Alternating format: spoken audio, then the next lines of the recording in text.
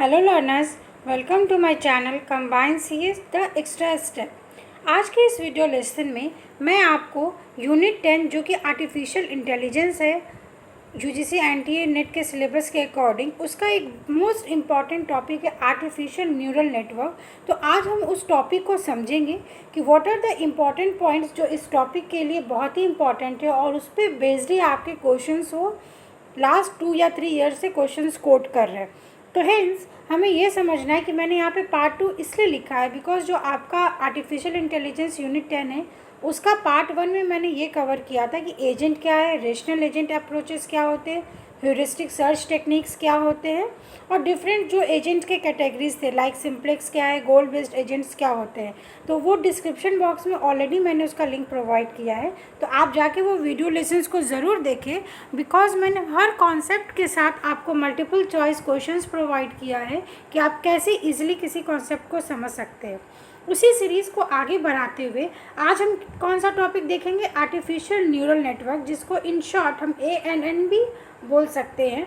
तो बेसिकली इसमें आपका artificial neural network, single perceptron, multi layer perceptron, then आपका सुपरवाइज्ड, अनसुपरवाइज्ड और रीइंफोर्समेंट लर्निंग एल्गोरिदम्स पे वो डायरेक्टली आपको क्वेश्चंस पूछ रहे हैं और सेल्फ ऑर्गेनाइजिंग मैप और होपफुल नेटवर्क क्या है, ये सारी चीज़ें हम देखेंगे। बट इस टॉपिक में जनरली आज के सेशन में मैं आपको सिर्फ ये वाला पॉइंट कवर करूँगी कि what are the properties of artificial neural network and what are the applications. So let's start. और अगर अभी तक आपने मेरे चैनल को सब्सक्राइब नहीं किया है तो do subscribe my channel because मैंने जो कमिंग कॉम्पिटिटिव एग्ज़ाम्स है उसको ही ध्यान में रखे सिर्फ अभी इंपॉर्टेंट टॉपिक्स को ही कवर किया है, तो वो आपके किसी भी एग्ज़ाम्स को क्रैक करने के लिए बहुत ही बेनिफिशियल होगा। सो लर्नर्स, सबसे पहले हम ये समझेंगे what is the need of artificial neural network. Because अगर आपको कॉन्सेप्ट को समझना है तो उसके आपको स्टार्टिंग से समझना पड़ेगा। तो अभी हमने पहले ये देखा था बेसिक कॉन्सेप्ट में कि आर्टिफिशियल इंटेलिजेंस क्या है, ठीक है, या हम ये समझ सकते थे कि जो रोबोट है या एजेंट है, एजेंट कैसे काम कर रहा है। तो एजेंट में हमें मालूम था कि एनी ह्यूमन बीइंग, मशीन और सॉफ्टवेयर को हम एजेंट बोल सकते हैं, जो क्या करेगा, किसी इन्वायरमेंट में रहकर इन्वायरमेंट को अपने सेंसर्स के थ्रू परसीव करेगा एंड वो उसके बेसिस पे क्या करेगा, एक एक्शन परफॉर्म करता है। तो उसी कॉन्सेप्ट में अगर आप आगे देखें तो आगे हम ये समझना है हमें कि आपका आर्टिफिशियल न्यूरल नेटवर्क क्या है। So as we all know कि computers have superior processing power and memory and can perform a severely complex numerical problem in short time with ease. But when a real-world intelligence task associated with vision, speech, pattern recognition, and natural languages processing is present in, it falls short and shows its inadequacy. तो इसमें मैंने क्या बताने की कोशिश करी है, जैसा हमें मालूम है कि जो हमारे पास कंप्यूटर सिस्टम है वो उसके पास बहुत ही ज़्यादा मेमोरी होता है, उसका पावर भी बहुत ज़्यादा होता है, तो वो कोई भी कॉम्प्लेक्स न्यूमेरिकल प्रॉब्लम को ईजिली सॉल्व कर सकता है। बट जब भी हमारे पास कोई रियल वर्ल्ड का प्रॉब्लम आएगा, जैसे आपसे ये पूछा जाएगा कि हमें शॉर्टेस्ट फाइंड आउट करना है या हमें एक पर्टिकुलर सोर्स से डेस्टिनेशन पे जाना है, तो हम कौन सा रूट डिसाइड करेंगे जहाँ पे हमारा विजन इन्वॉल्व हो, हमारा स्पीच, जैसे मैं आपको बोल रही हूँ, ठीक है, तो जब मैं बोल रही हूँ तो मेरे माइंड में क्या चल रहा है, फिर अगर कोई एक्शन आया, सपोज़ अगर मुझे स्नीजिंग आई, मुझे छींक आ गई, तो मैं कैसे रिएक्ट करूँगी। तो ये सब रियल वर्ल्ड प्रॉब्लम्स है। ऐसे प्रॉब्लम्स को एक मशीन नहीं कर सकता है, उसको करने के लिए हमें क्या करना पड़ता है, आर्टिफिशियल न्यूरल नेटवर्क का कॉन्सेप्ट आया जो किस तरीके से बिहेव करेगा। Human brain are fascinating things and even the fastest computer cannot compete with the brain in one thing. Our brains learn, analyze and explore the problem and finally adopt to the situation. तो आप समझिए, हम अपने brain के through क्या कर सकते हैं, किसी भी टास्क को, किसी भी प्रॉब्लम्स को समझ सकते हैं, एनालाइज कर सकते हैं और एक्सप्लोर कर सकते हैं प्रॉब्लम को, और उसी के बेसिस पे हम किसी भी सिचुएशन को ईजिली अडॉप्ट कर सकते हैं। तो क्या ये सारे टास्क एक कंप्यूटर सिस्टम कर सकता है? नहीं कर सकता। तो हम कैसे किसी भी कंप्यूटर सिस्टम को एक इंटेलिजेंट एजेंट बनाएंगे? तो अगर जिस तरीके से ब्रेन हमारा काम करता है, अगर वो फीचर्स हम अपने मशीन्स में डालेंगे तो ऑब्वियसली हम उस तरीके से परफॉर्म कर सकते हैं। तो इसी टर्म को हम बोलते हैं आर्टिफिशियल न्यूरल नेटवर्क। तो keeping this biological aspect in mind, scientists are developing several computer models that are inspired by biological neural network that can provide a path to solve the problems of natural tasks. This approach is known as artificial neural network. तो hence मैंने आपको ये समझाने की कोशिश करी थी कि आर्टिफिशियल न्यूरल नेटवर्क का कॉन्सेप्ट क्या है, तो आई होप कि आपको वो क्लियर हो गया होगा। नेक्स्ट हम ये समझते हैं कि what is artificial neural network. तो artificial neural network are software implementation of the neural structure of human brain. Artificial neural network is a computational system influenced from the structure, processing capabilities and learning ability of a human brain। तो आपको समझ में आया होगा कि जो हमारा artificial neural network है उसको हमने क्या किया, ह्यूमन ब्रेन जिस तरीके से उसके में लर्निंग एबिलिटी है, जिसको हम बोलते हैं लर्निंग एजेंट, जो मैंने आपको प्रीवियस वीडियो में समझाया है कि लर्निंग एजेंट क्या होता है, बिकॉज उससे क्वेश्चंस बहुत ही छोटे छोटे पुट ऑन होते हैं। तो आप जाकर उस वीडियो को ज़रूर देखें। तो वही कैपेबिलिटीज़ जब हम एक मशीन में डालेंगे then this is known as artificial neural network. Hence this behaviour of brain is the key to artificial neural network as they simply try to replicate this action of the brain, and this can be achieved in two ways, that is supervised and unsupervised। तो अब हमें ये समझना है कि आपको supervised learning क्या होता है और अनसुपरवाइज्ड लर्निंग क्या होता है, ठीक है। उससे पहले हम एक मल्टीपल चॉइस क्वेश्चन देखते हैं। A neural network can answer. अभी आप मुझे कमेंट सेक्शन में इसका आंसर बता सकते हो कि जो एक न्यूरल नेटवर्क हमने पढ़ा वो किस टाइप के क्वेश्चंस का आंसर देगा, for loop question, what if analysis या if the else analysis question. तो आप मुझे आंसर बताएं, मैं आपको यहाँ पे आंसर प्रोवाइड करती हूँ। इसका आंसर हो जाएगा बी, व्हाट इफ एनालिसिस। मतलब कि एक प्रॉब्लम क्या है, उसको सॉल्व करने के लिए हम क्या क्या एक्शंस लेंगे, तो ये क्या हो जाता है आपका व्हाट इफ एनालिसिस को ही बोलते हैं न्यूरल नेटवर्क। अब हमें न्यूरल नेटवर्क को एक इस डायग्राम से समझना है, because this is very important for any examination point of view. अगर वो क्वेश्चन पूछेंगे तो वो इस फिगर के बेसिस पे ही आपसे क्वेश्चन पूछेंगे, क्योंकि पूरा आर्टिफिशियल न्यूरल नेटवर्क इस पर डिपेंडेंट होता है। तो इसको हम अच्छे से समझ लेते हैं। इसमें क्या बताया गया कि आपके कुछ सेट ऑफ इनपुट्स होते हैं, उस इनपुट्स को हम एक वेट असाइन करेंगे, और वेट आपका निगेटिव भी हो सकता है और पॉजिटिव भी हो सकता है। इसके बाद हमारा यहाँ पे एक ट्रांसफ़र फंक्शन होता है, इसके बेसिस पे हम क्या करेंगे, एक एक्टिवेशन फंक्शन का यूज़ करके आप उसका आउटपुट जनरेट करोगे। तो इसमें आपके इंपॉर्टेंट पॉइंट्स है कि व्हाट आर द इनपुट्स, इसमें आप क्या क्या इनपुट्स डालेंगे, आपके वेट्स क्या होते हैं, ट्रांसफ़र फंक्शन क्या होता है, थ्रेशोल्ड क्या होता है और एक्टिवेशन फंक्शन क्या होता है। आप इस डायग्राम को दिमाग में रखिए और उसके बेसिस पे ही हम डिफरेंट मल्टीपल चॉइस क्वेश्चंस के थ्रू इसको समझते हैं।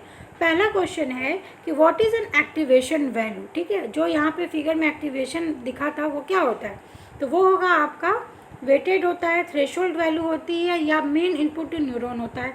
हमने अभी देखा यहाँ पे कि इनपुट तो वो होगा नहीं, थ्रेशोल्ड वैल्यू भी नहीं होता, तो दैट इज़ व्हाट कि वेटेड सम, जो आपका एक्टिवेटेड फंक्शन होता है वो हम किसी भी सम का वेट निकालेंगे, जो कि हम सिग्मा से उसको रिप्रेजेंट करते हैं। फिर हमने ये देखा था जो वेट है, वेट क्या इंडिकेट करता है, तो वेट विल इंडिकेट आपका एक्साइटरी इनपुट, कि एक्साइटरी मतलब और कि आपको वो ट्रिगर कर रहा है, किसी एक्शन को वो ट्रिगर कर रहा है। हेंस कि जो पॉजिटिव साइन है, जैसे मैंने आपको क्या बताया कि वेट आपका पॉजिटिव भी हो सकता है, निगेटिव भी हो सकता है। तो जो पॉजिटिव होगा वो क्या करेगा, ट्रिगर करेगा एक्शन को, हेंस उसको हम क्या बोलेंगे, एक्साइटरी इनपुट।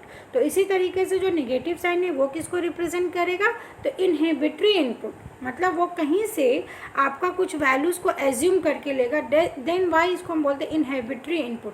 तो इस तरीके से हमने ये समझा कि जो प्रीवियस डायग्राम था उसमें हम किस तरीके से जो एक्टिवेशन फंक्शन है, वेट क्या होता है।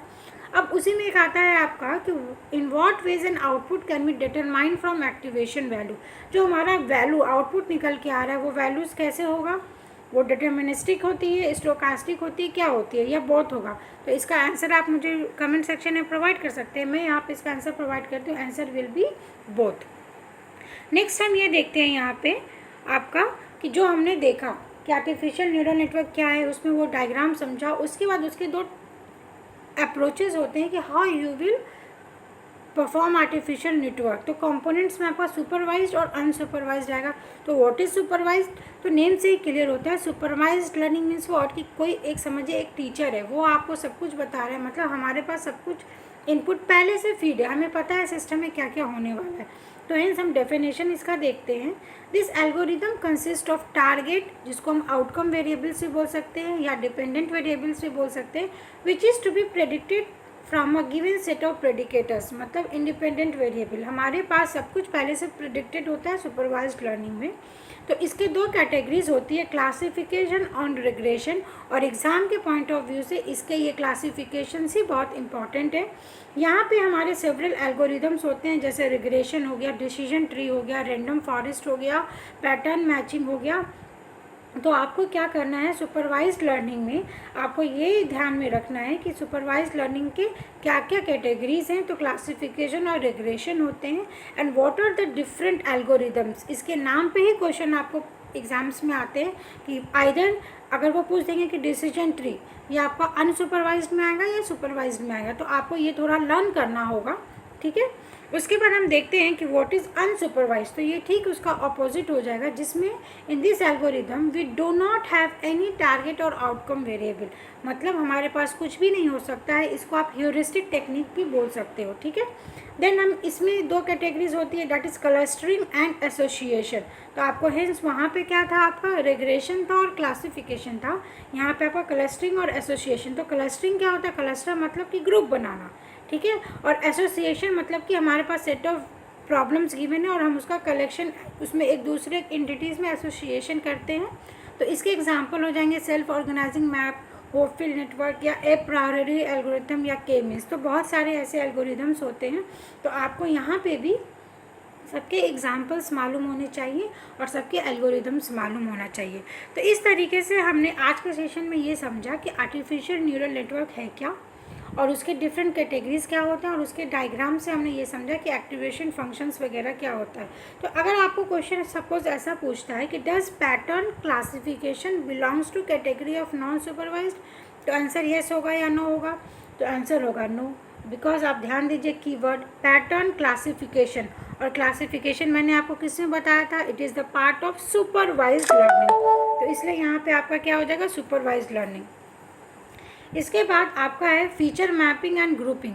तो फीचर मैपिंग और ग्रुपिंग किस में होता है, क्या वो सुपरवाइज्ड लर्निंग में है, तो नहीं। फीचर मैपिंग हम किस में पढ़ते हैं, अनसुपरवाइज्ड लर्निंग में। तो हेंस इस तरीके से आपको सारे एल्गोरिथम को एक नोट डाउन करना है, जो मैं आपको प्रोवाइड भी करूँगी और आप खुद से भी कर सकते हो। और आपको डिफरेंट कैटेगरीज पता होना चाहिए कि कौन सा एल्गोरिथम किसका पार्ट है। फाइनली हम ये देखते हैं कि what are the characteristic of artificial neural network. तो artificial neural network consist of large number of neurons like processing elements. All processing elements have large number of weighted connections. The connections between the elements provide a distributed representation of data. A learning process is implemented to acquire knowledge. तो इस तरीके से artificial neural network के कुछ characteristic भी हमें ध्यान में रखना चाहिए, जिसमें न्यूरॉन्स होते हैं, वेट असाइन करते हैं, उनके बीच में कनेक्शंस होता है, और एक लर्निंग प्रोसेस होती है जिसमें हम एवरी टाइम कुछ ना कुछ एक्शंस करेंगे और जो भी इन्वायरमेंट में चेंजेस है उसको हम अडॉप्ट करते हैं। तो इस तरीके से आज का ये वीडियो लेसन मैं यहाँ पे एंड करती हूँ। नेक्स्ट वीडियो लेसन में मैं आपको इसमें ही डिटेल में जाऊँगी कि सुपरवाइज्ड लर्निंग क्या होते हैं, उसके डिफरेंट एल्गोरिदम्स क्या है, अनसुपरवाइज्ड लर्निंग क्या है, एंड परसेप्ट्रॉन्स क्या होते हैं। तो अगर अभी तक आपने चैनल को सब्सक्राइब नहीं किया तो I will request you do subscribe my channel and press the bell icon, because जो आपके एग्जाम्स अभी होने वाले हैं उसके लिए ये बहुत ही इंपॉर्टेंट टॉपिक है। एंड अगर आपको ये वीडियो सेशन अच्छा लग रहा हो तो आप अपने फ्रेंड्स से भी शेयर करें with these words. Thank you so much.